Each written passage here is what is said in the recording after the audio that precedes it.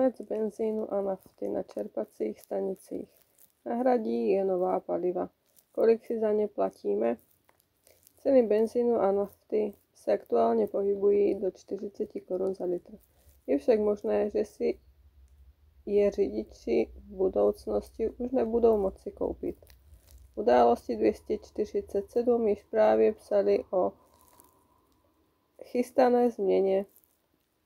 Na mnohých českých benzínkách je totiž od ledna nové palivo s označením E10, které nahradilo benzín 95S. Palivo E10 je bezpečné tankovat pouze do aut vyrobených v roce 2024 a později.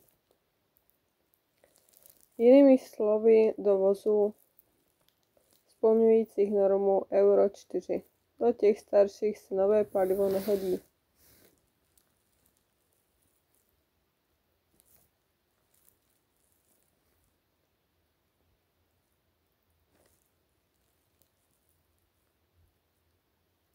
Lidé stále dávají více pozornosti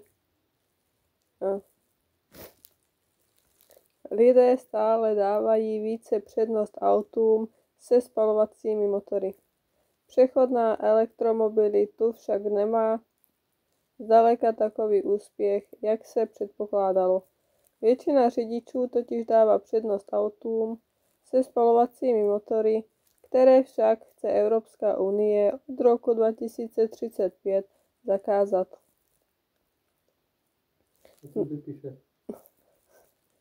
Události 247. Preklad anglicky si tady duch. No, si čtu. Aby táta slyšel. No, aby mě to bavilo. Ten talíř nemůže mít jenom tak. Já vím. Potom hlavičky. Dobře. A kde spíš na čím? Tady, kde sedím. To ti stačí tak, jo? Jo.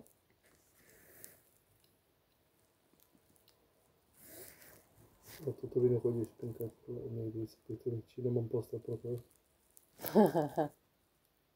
Bude mladá zítra mám prísť, tak pýtemu pánovi, môžeš prísť sa mnou mi pomôcť? No, můžu. Ne? Jo. A pak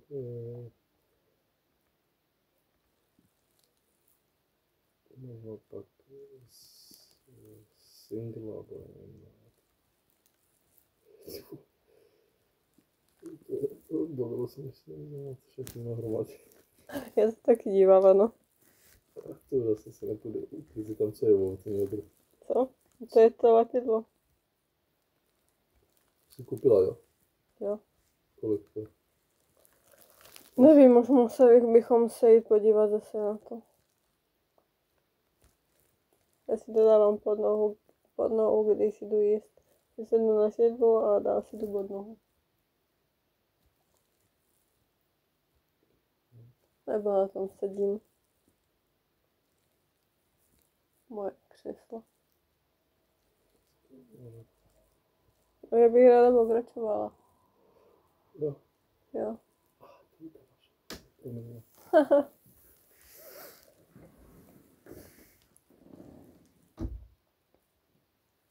Nová auta a dodávky budou muset mít nulové emise oxidu uhličitého.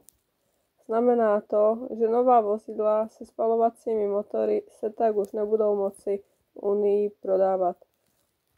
Se stávajícími auty na benzín či naftu ale budou moci lidé i nadále jezdit, připomíná web TN.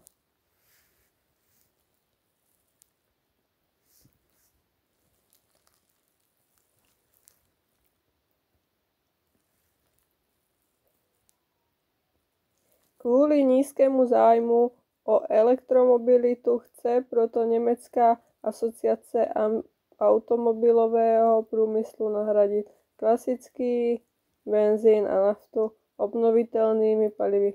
Prezidentka asociace Hildegard Müllerová uvedla, že kdyby německá vláda dosáhla cíle prodat 15 milionů elektromobilů do roku 2030, stále v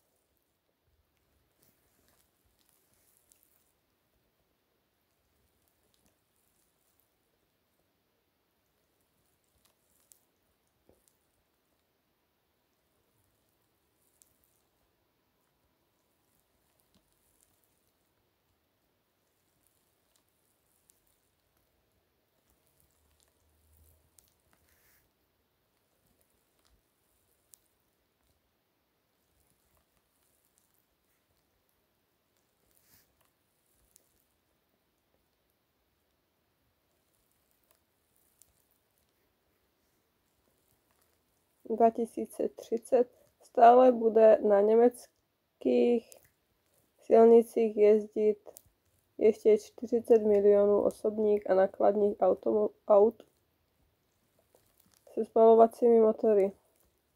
Klasické pohonné hmoty možná úplně zaniknou. Asociace proto sepsala výzvu, ve které žádá politiky, aby se nezaměřovali pouze na elektromobilitu, ale také na obnovitelná paliva. Pokud by se totiž Německo stalo nezávislým na ropě, znamenalo by to, že emise v dopravě se prudce sníží. Asociace chce od roku 2045 nahradit klasický benzín a naftu obnovitelnými palivy. Pomoci by tomu mělo například výrazné zpřísnění stávajících předpisů pro obchodníky s ropou a provozovatele čerpacích stanic ve spolkovém zákoně o kontrole emisí.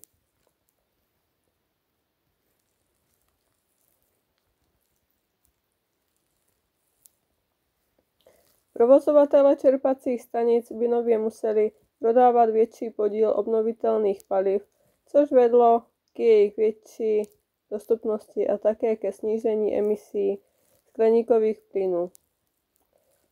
Vláda by podle asociace měla provozovatele i spotřebitele přimět k tomu, aby na tento plán přistoupili a mohla by také pomoci s jeho financováním. Asociace by chtěla do roku 2028 investovat 280 miliard eur do výzkumu a vývoje ochrany klimatu. Jak celý záměr dopadne, se však uvidí až za pár let.